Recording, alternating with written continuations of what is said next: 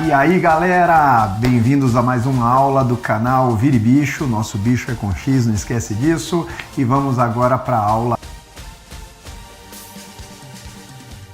compostos dos seres vivos. O que seriam os compostos dos seres vivos? A gente sabe que alguns elementos químicos fazem parte de todos os seres vivos. A gente chama de CHOMPs: carbono, hidrogênio, oxigênio, fósforo e enxofre. Tá aqui, tá bom? Carbono, hidrogênio, oxigênio, nitrogênio, fósforo e enxofre.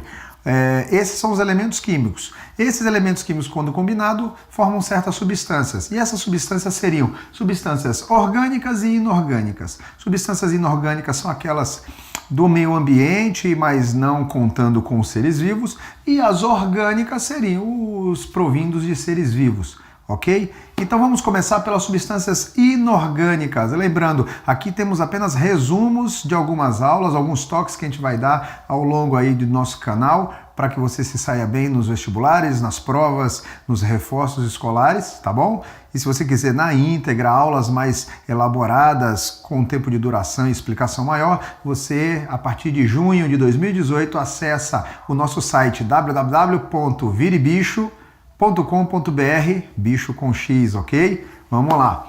Compostos inorgânicos, água e sais minerais. O que a água faz para o organismo de bom? Quais são as funções da água no organismo?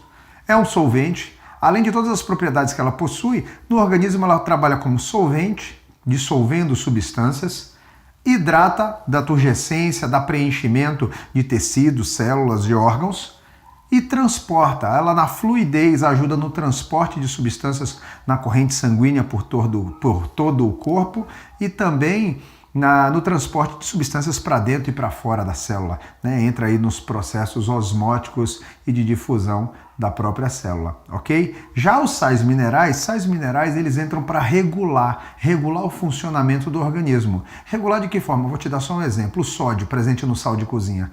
O sódio ele é responsável por uma disfunção no processo osmótico que pode proporcionar um aumento de pressão arterial. Então olha só como os sais minerais são muito importantes para a nossa alimentação, para ajudar nas estabilizações do nosso organismo, no processo de regulação do nosso metabolismo, das nossas reações químicas, certo? Vamos lá. Substâncias orgânicas, nós temos aqui glicídios, lipídios e proteínas. Vamos começar com os glicídios. De glicídios a gente conhece como carboidratos, como açúcar, né, presente na maioria dos alimentos que nós consumimos hoje em dia, infelizmente, mas depois a gente fala sobre isso, mais para frente outra aula. O que eu tenho para falar dos glicídios? É a nossa principal fonte de energia. Nossa energia que fazemos na realização de respiração celular e fermentação é na quebra de moléculas de quê? De carboidratos, de glicídios. Nós temos os glicídios divididos em 3 classes: monossacarídeo, disacarídeo e polissacarídeo.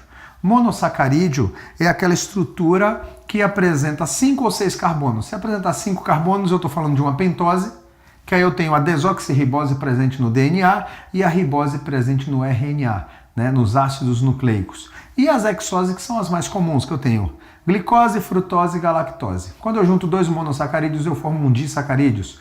Os principais disacarídeos são maltose, que é a união de glicose mais glicose, sacarose, que é a união de glicose mais frutose, e lactose, que é a união de glicose mais galactose. Beleza?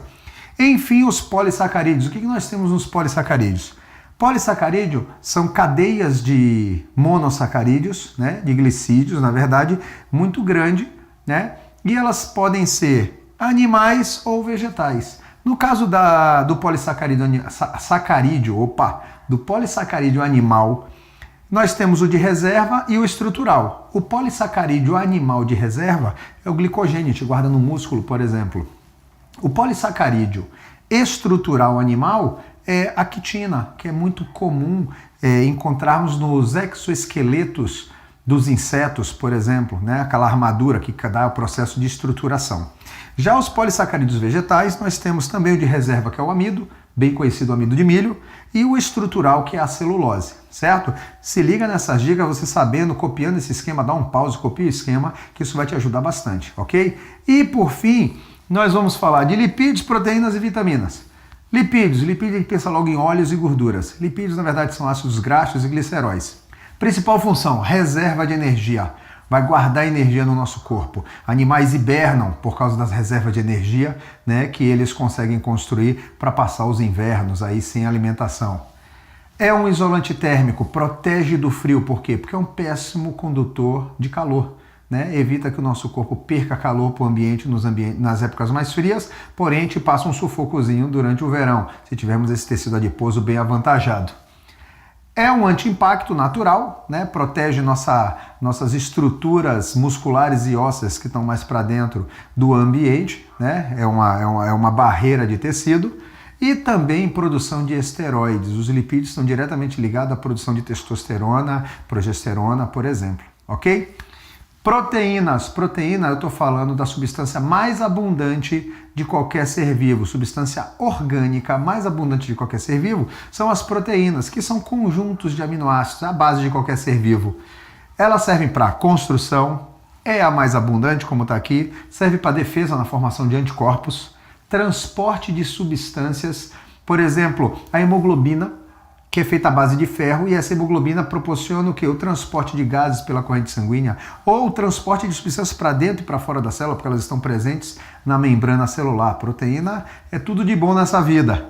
E a função enzimática. A função enzimática é uma função de aceleração de processos. É uma proteína que se encaixa ajudando a desconectar, catabolização, ou a conectar, anabolização, né? Ou seja, construção e destruição de substâncias de uma forma mais acelerada. Quem ajuda a fazer isso? As enzimas, que são tipos de proteínas.